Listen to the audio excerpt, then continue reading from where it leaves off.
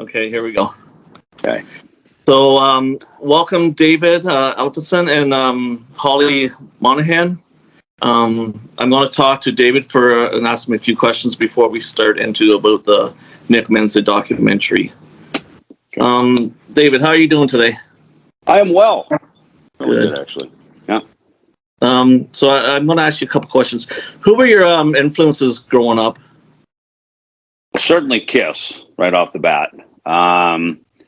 Then from there, probably into kind of, I'm an American hard rock kid, right? So like Van Halen, Boston, Aerosmith, all that kind of stuff. And then, Cheap Trick, of course, Stars, Angel.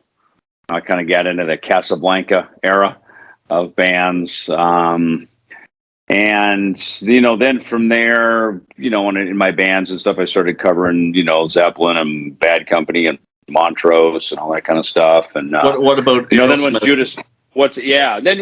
Judas Priest Unleashed in the East came out, that was a serious arc to the left, and because that introduced me to metal. Then from there it was then Iron Maiden and Venom and Tank and Motorhead, Hammersmith, No Sleep Till Hammersmith, and Ace of Spades and Def Leppard on through the night, and then that took me down the road of the new wave of British heavy metal. Scorpions and stuff too. I'm Canadian, so I have to ask you this question.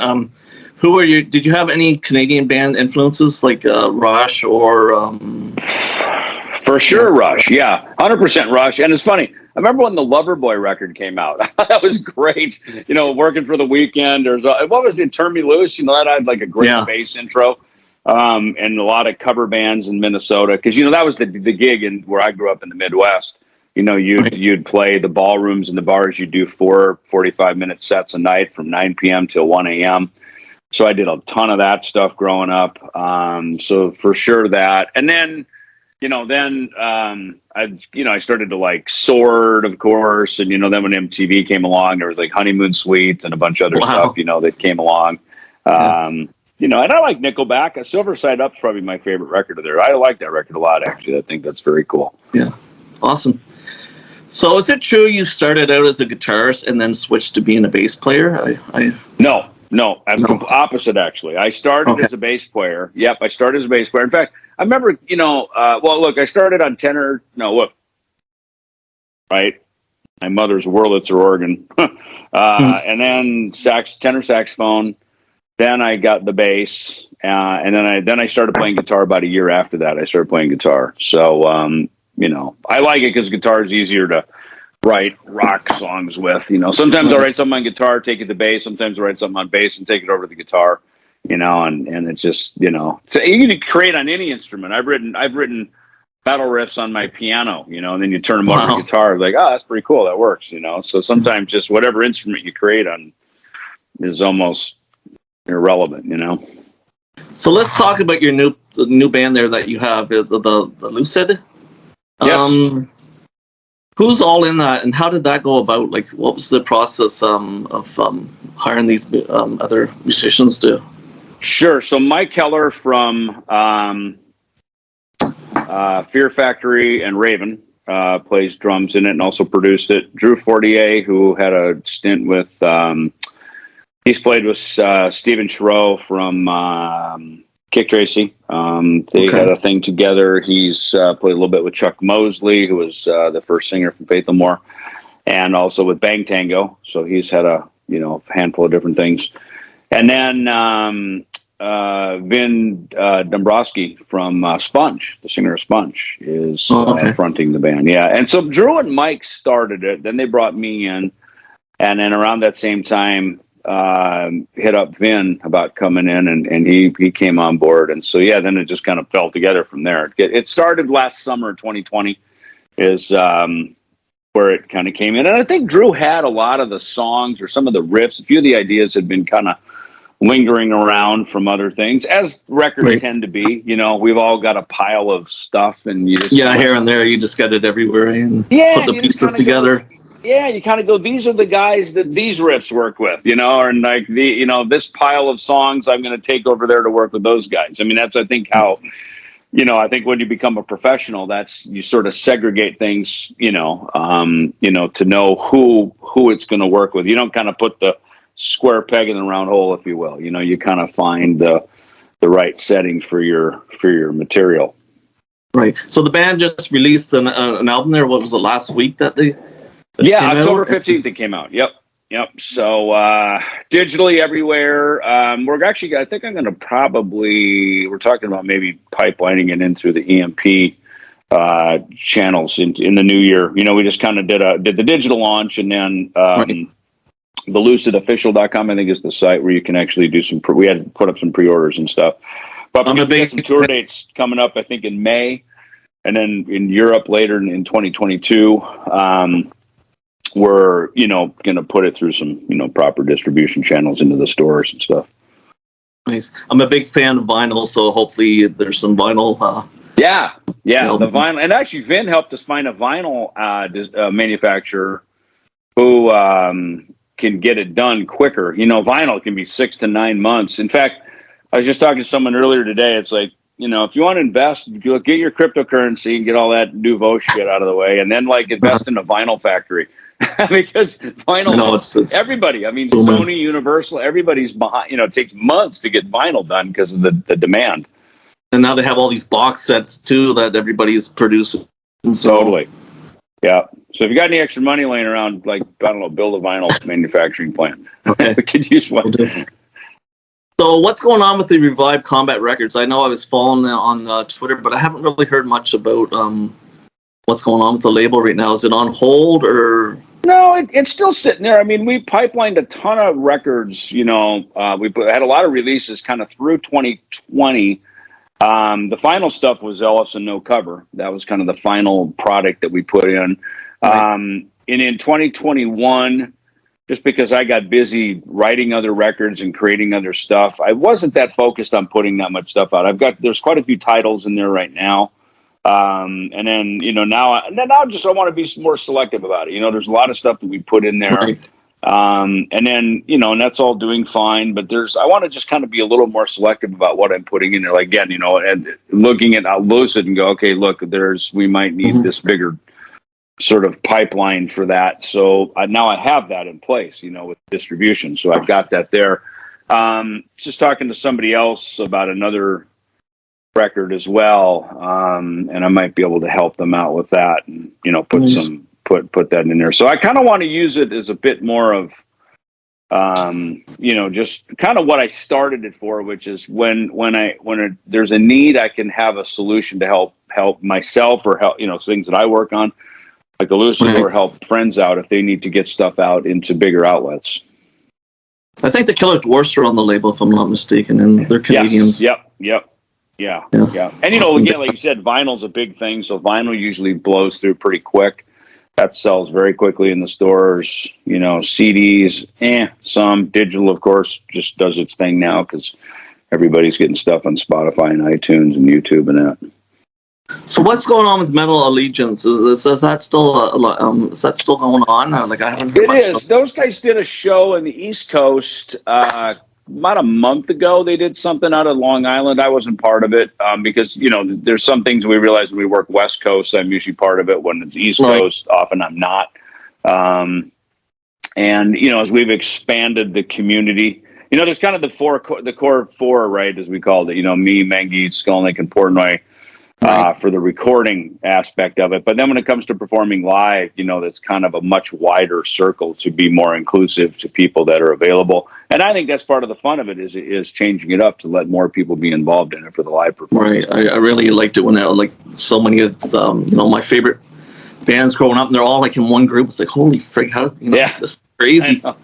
It is, but it's a hard solo for some reason, but it's I really enjoy. I've never seen you guys come up to Canada, but hopefully in the future, we were talking about it. It's a hard thing to tour because it's expensive because you've got a lot of moving parts. Again, if it's only 4 guys, Metal Allegiance, but it needs 6 and 7 and 8 people, involved in it, and that's a lot. It's a lot of people. It's there's gear and crew and, it's just expenses that go with it. And especially if you're going to go to Canada. I know we were talking about it. Do Niagara Falls or do Buffalo and then I'll come and see kind of sneak over the border. I know we had a plan to do something like that. And, for whatever reason, we couldn't follow through on it. And, that's the other thing too, is, then all of a sudden Skolnick would be like, oh, I got a Testament run. And, one of us will, Mike's in 4 bands, and, so something comes up, and all of a sudden it's so hard to get everybody to get together at once. So it's a lot of work. That's why we kind of decided, look, let's do more event-based things, that we can sort of create an event and hoopla and people can come to it. It's hard to tour. We've done some touring with it, and it has its challenges, because of all the moving parts. So I see you have you're involved with this documentary with the life of Nick Menza. Yep. How did that go about? Like, how did you get involved, and how's it going? Like, I know I heard about it, and you got GoFundMe, or it's not GoFundMe. It's well, should we bring our hostess with the mostest, Holly, in, because she can probably talk more to it. I don't want to leave it sitting on the side too long, but Nick's manager, or who was managing him when he was still with us, Robert Bulger, who I've known for a bunch of years. He had reached out to me. We've always been in touch over the years, and so he reached out and he looped me into an email to do an introduction with Holly, and Holly is the producer. They mostly came to me about narrating it, which I said, sure. Right. I've narrated a handful of films and documentaries and things, so I know how to do it. And of course, the story of Nick. And then, we talked about me kind of co-producing, sort of.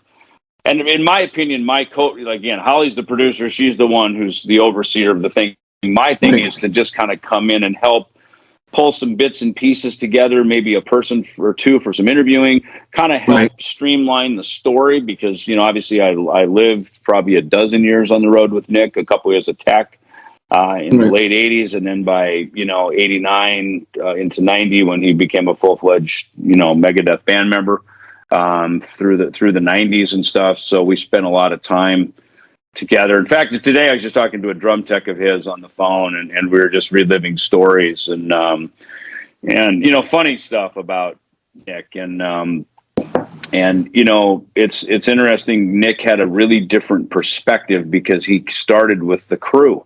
He was always a musician. There was a drummer and a player, but he took a crew gig because our sound man for Megadeth had hired him, brought him in. And then along with him came his friend John Goodwin, and they were in a band called Von Skeletor together out in L.A., and they'd played in bands together and stuff. So, John's been,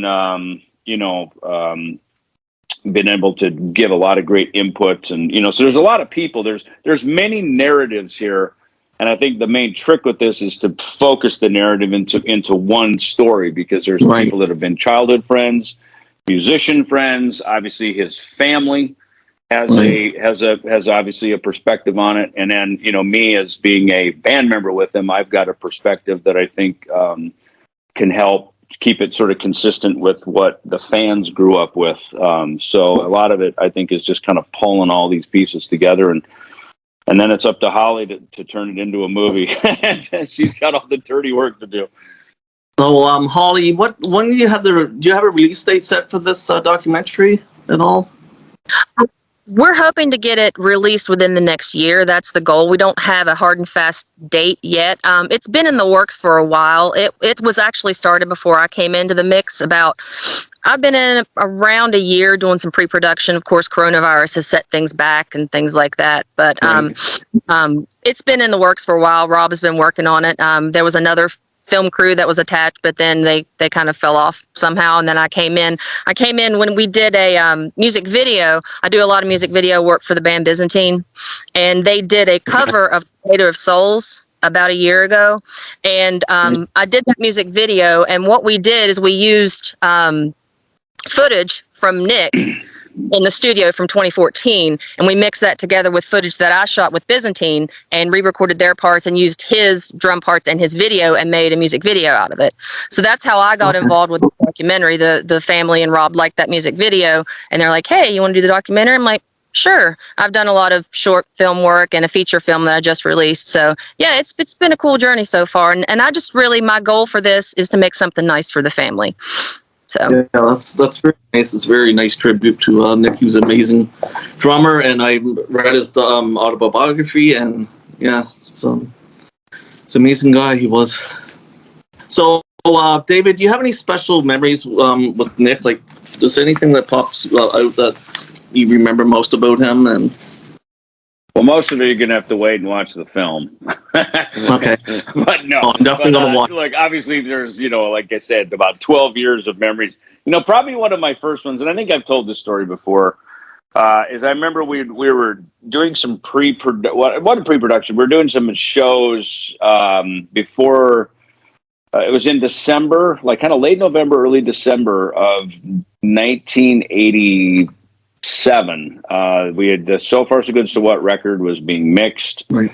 And in fact, on one of the shows we played was up in Tacoma, and the photos on the back of the record are from that show, from Tacoma. So it's from this little run of dates that we did. But the very first show we did, I think, was in Riverside at a kind of a big club. And I remember Dave was stuck in traffic. He couldn't get there in time for the sound check. So me and Chuck Beeler and Jeff Young went ahead with the sound check. And Nick, I think it was his first gig, he just got hired as the drum tech.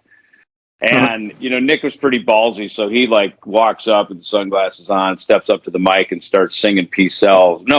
Peace Sells. And I just looked at him and I went, man, that guy's got some freaking balls to be stepping into Dave's zone. If Dave walks in the door and sees some other guy singing on his mic, he's going to freaking kick his ass. And he's the new guy, And, but I think that right there from the gate just defined Nick, He wasn't rebelliously defiant for that reason. He just would walk up to stuff and have no fear, you know what I mean? And he would just do it for all the right reasons, And in the book, he did a lot of joking around and stuff like that. He did a lot of and the thing of it is, and this is the strangest thing, and and it's funny, I was talking to a guy just today about it, and he'll probably tell the story in the movie. When I inducted Nick into the Heavy Metal Hall of Fame a couple years ago during NAMM, his dad Don and his mom Rose were there, and his sister Danya, and I told this story, and it was kind of a little weird to tell it in front of them because this is his family, of course. But Nick always used to say, fuck you guys, I'm going to fucking blow up on stage jamming and I'll fucking go out. He would always say it, and he'd usually say it because he just to kind of want to get a rise out of everybody and get a laugh, but it was like, when I'll never forget when Dave called me around the Dystopia tour, we were in Albany, playing this rock and derby gig, and he called me like 4 a.m. and he goes, dude, Nick died.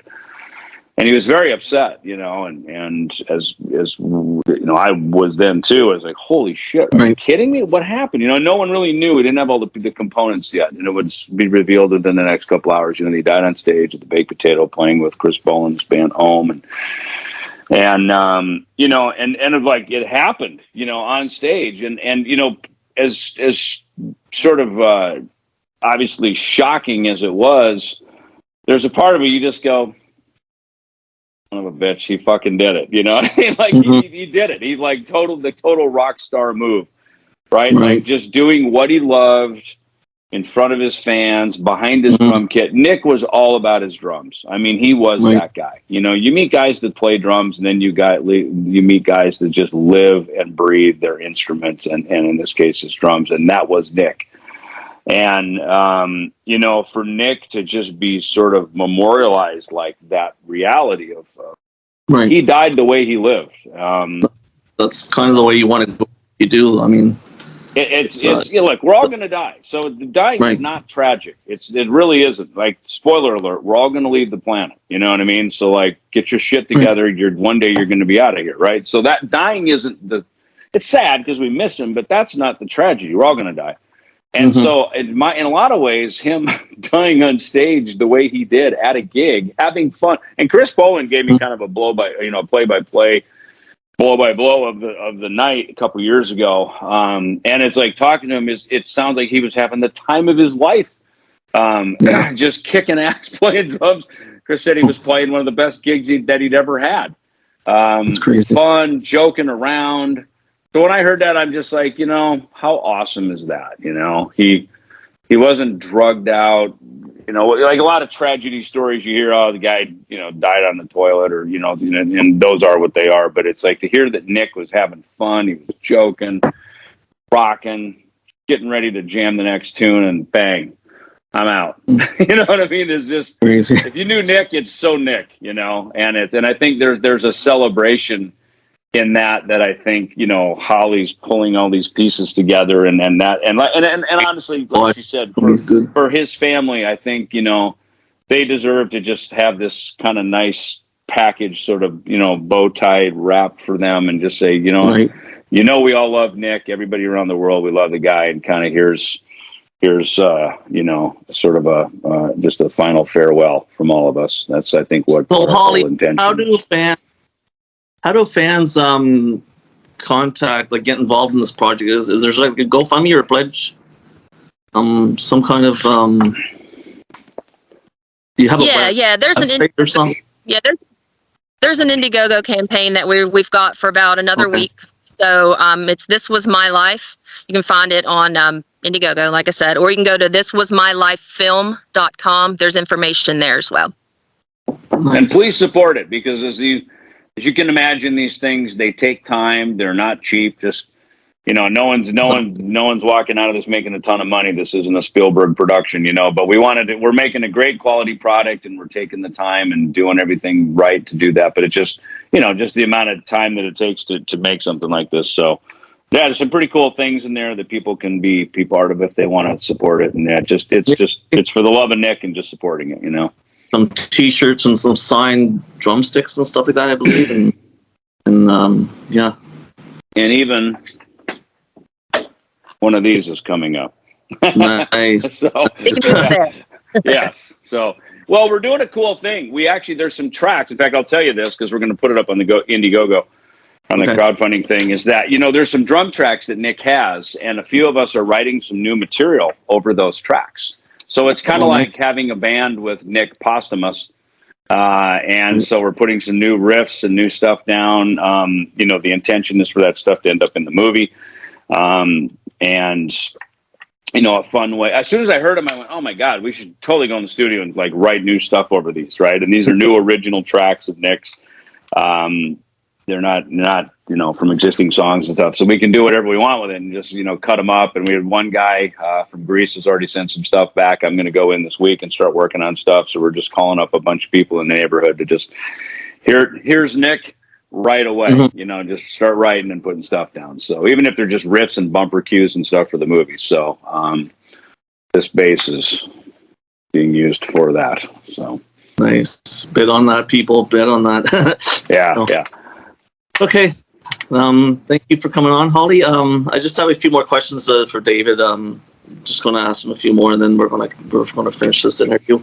What was your favorite album to play on for Megadeth, David? Do you have a particular one that you were? You know, it's funny. The 13 album was super fun. It's probably that one album that you know, we only had about 10 weeks to write it, record it, mix it, master it. And then it had to be turned into Roadrunner because we were getting ready to go do more Big Four shows, and we did the Mayhem Energy, that Monster Rockstar Energy Drink tour with Disturbed and Godsmack and that stuff. So there's a thing when you're kind of pressure cooked, it's got to be done, you know. And I think it's a cool album. I like the 13 album. I wrote a lot of my parts and stuff right here in my office, and then I went over to the studio that was in Fallbrook at the time, and just sat down with Johnny K and plugged and played, and he was like, let's just do 3 takes of every song and move on to the next one. It was fast and furious and super fun. The Cryptic Writings record was a lot of fun. You know, it was fun to work in Nashville at that time. It was a cool record. That was a great record to work on with Nick, quite honestly. He had some great stuff going on that record. So those are a couple of them that were, you know, that stand out in my mind. So is it true, like I heard this, did you get offered the position of bass player in Metallica after Cliff Burton passed away? They never offered it to me. But